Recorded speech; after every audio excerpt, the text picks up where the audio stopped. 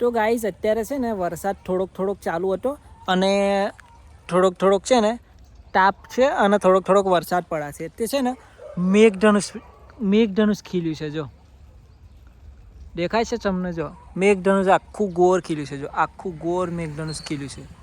આ સાઈડે છે ને થોડુંક ઓછું થઈ ગયું છે, પણ આ સાઈડે જો આખું દેખાય છે.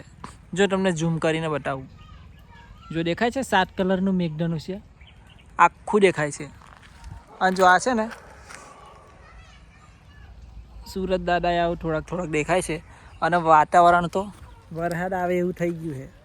વરસાદ પહેલાં જો વરસાદ તો પડ્યો છે, પલળી જવાય એટલો વરસાદ પડ્યો અને હવે વાદળ એકદમ ચોખ્ખું થઈ ગયું છે. જો અને હજુ થોડુંક વાદળ તો હજુ છે,